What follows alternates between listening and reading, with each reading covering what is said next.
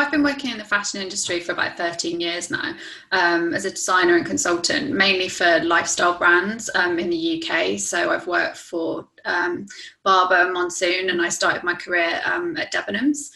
I've also worked as a consultant as part of Central St Martin's design agency that they have, and some other agencies based here in London. So I've had kind of a bit of a broad portfolio. I've also always been a multi-product designer, so I've always covered lots of categories, specialising in denim and casual wear. Never done underwear before, so started an underwear brand. Why not?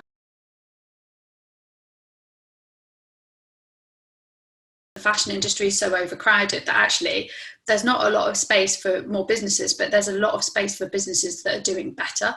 I feel like the fashion industry, there's kind of so much inherently wrong with how it's worked for decades, whether that's from the manufacturing and how we process things, that side, or through to kind of literally what we live with now is very much more of a disposable culture where there's no value on any of the products that are created, and we've totally lost any sort of tangible link to how much something should cost, or based on how long it would take to make, or the cost of a resource. I mean, if you can buy a t-shirt for £1, there is something really wrong. Like, that's not correct. So I think the whole system really needed to change, and that's where one started. It was kind of like, well, the bigger picture, there's a huge problem throughout the whole process, from the consumer and the manufacturing side, the whole thing. So for me, that's kind of where it started. It was like, how can we fix that, and to create a brand that would show that you can do it better.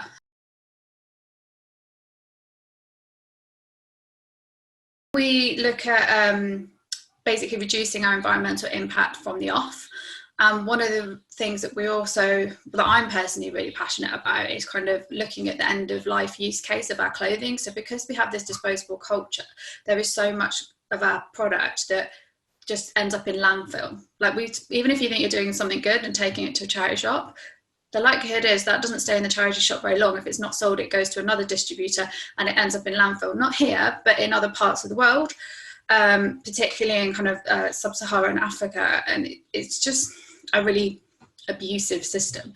And that throwaway culture is something that I think it's going to be difficult to change.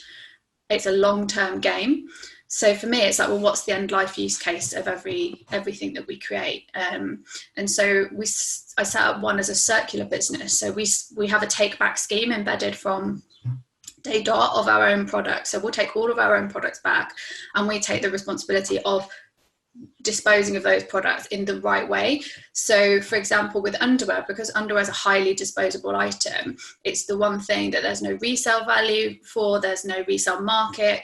Generally, people buy their underwear, they keep it until it gets to a point where they're a little bit embarrassed about it, and then they put it in the bin. So it does end up in landfill. So we've been looking at that as a truly disposable item, and what can we do as a business to make the disposability of that product the most environmentally friendly that we can, with the materials that are currently commercially available. But then with other products, for example, we're also selling t-shirts and sweatshirts. Those will come back to us when we want to put those back into fabric to fibre recycling methods, because they're not a blended fibre, so it's suitable to try and maintain the use of that resource for as long as possible. Because also, one of the things that's really important to me is for us to build in recycled and reduce our need for virgin resources from the off. So our t-shirt, for example, is 50% recycled and 50% organic cotton. So that means that we're already reducing our need of the virgin resource, and hopefully we'll also be repurposing our t-shirts back into new fibres and fabrics when they come back to us. So we're trying to build into the end of life use cases of what we create, so that we're building into the new circular economy as that's kind of evolving and building it in itself.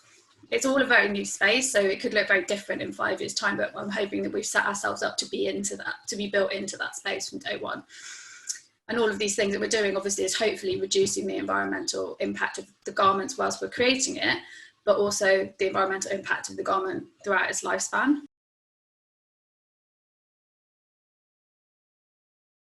I think the biggest challenge for me has been COVID.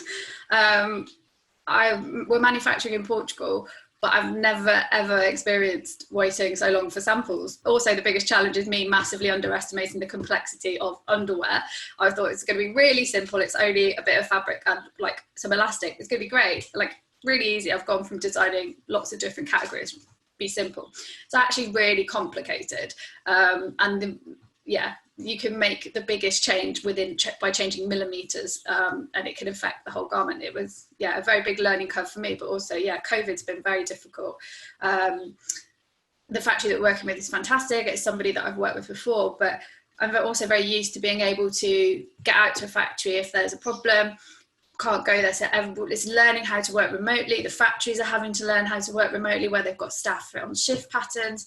And you know, we're a startup. We're not booking huge quantities or huge orders, so we're also kind of pushing to get some answers when they've got bigger customers and clients to fill. So COVID's been a real struggle to get things to market. And I mean, I was hoping to bring the brand to market earlier on this year, but realistically now it's going to be September when we're trading.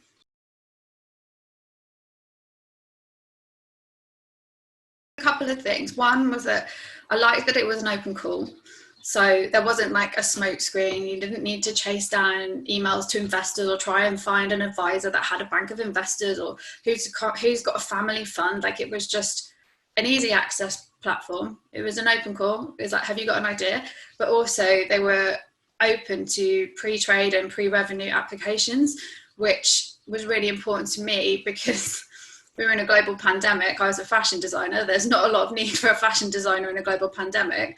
So I really needed investment to come into the business to actually even launch. So to find a competition and even a firm that were willing to invest in pre-trade and pre-revenue fashion retail businesses was quite a feat. So it was definitely a great opportunity for me. And one of the other things that interested me was that Worth Capital were D2C. They had a lot of D2C brands within their portfolio. So I knew that they had experience in that space and they would understand kind of the complexities and difficulties of trading and retail. And they weren't going to be surprised like coming into a retail business. They'd done it. So that was also another important factor. And I think that's kind of made it like a really good mix for me.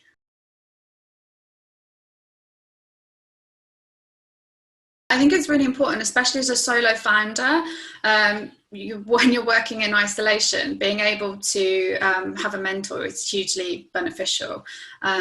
Whether that's a sounding board or for advice or even just to clarify the ideas that you have, it's good to have somebody that you can run that through with and say, I'm making the right call here. Otherwise you're just talking to the wall. So that's so important and super beneficial for me.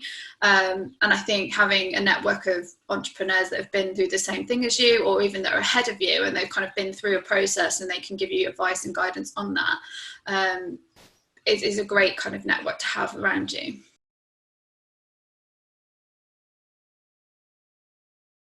I entered it twice. So I entered it firstly at the end of 2020, and my business idea was too broad. Like, it wasn't just underwear and basics. It was like a huge broad idea of like this amazing, great lifestyle brand, which hopefully is something we could one day become. But it wasn't, investor ready. So I would say the biggest two pieces of advice. One is be really clear about what your proposition is so that people know what they're investing in.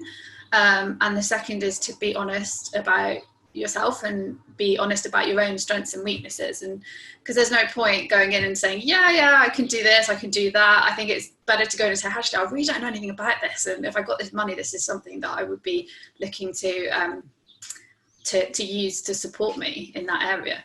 I think it's really helpful to be honest about what your strengths and weaknesses are. So I felt like I was too early, probably also before. I hadn't really refined the business proposition enough. And so as I'd spent more time then thinking about and refining the business proposition, I think that then made it just a more compelling offer because it was a bit more succinct.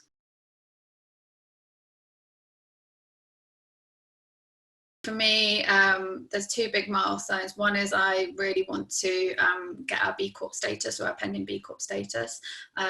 I think we're in a really good place to be able to do that, and I need to go through the process of doing that and hopefully achieving that. Secondly, we're looking to build out the marketing side, because that's my weakness. I'm very lots of experience kind of on the product side, product development, but I've never worked in marketing. I haven't, it's like a mystery world to me. So I really wanted to bring somebody into the team who could kind of own and build that area. So that's kind of the next big thing for me, is bringing in that key hire of a person in that sector for the business to help us kind of launch and grow.